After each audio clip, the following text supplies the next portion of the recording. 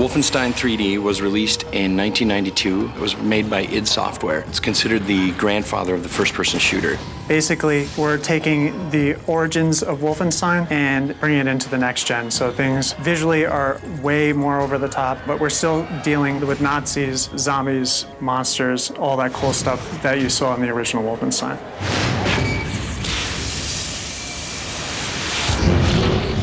We've added something called the Veil, a bridge between the supernatural and the occult directly to our character.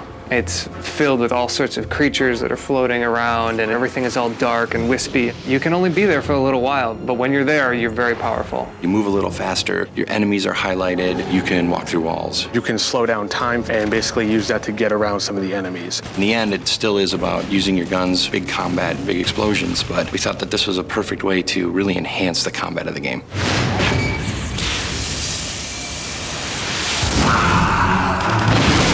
We looked at some of the weapons that were big hits in Wolf 3D and Return to Castle Wolfenstein. We took the flamethrower, put it in our game, and cranked it up another notch. We've also added some other more science fiction weapons that you don't normally see in a World War II game. So we have a particle cannon, for example. It can disintegrate enemies and have them scream. It's really one of the most fun weapons to ever play. We've been really conscious here at Raven, looking at the legacy and then trying to continue along those lines and develop the weapons, but to keep that heart and soul that is Wolfenstein.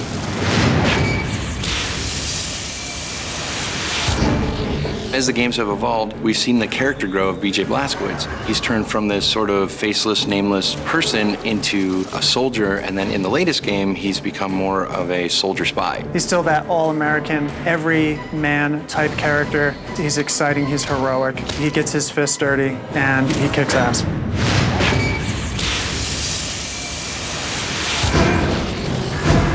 This time around, with the Veil, we've been able to introduce a whole brand new type of creatures that only live in this place. The Despoiled is actually one of the human characters that gets changed over time by some unforeseen things that will be divulged later. It makes him a little more powerful and kind of mindless, which is a little scary. We put as much personality on the other characters as we can, and we let BJ just be whoever the player is that's actually driving the game.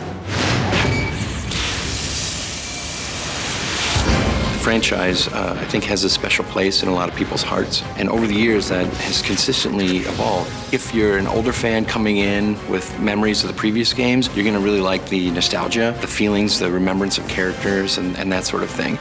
I think as a newer fan, you're going to get introduced to fast action, big combat, really powerful weapons, interesting characters, and things like that. The previous game was 5-6 years ago now. Technology has come a long ways, and we've been able to do things that you could never have done before. There was a lot of expectations for us to continue this license with the power that it deserves and the love that it deserves. So having the opportunity to work on it has just been really awesome.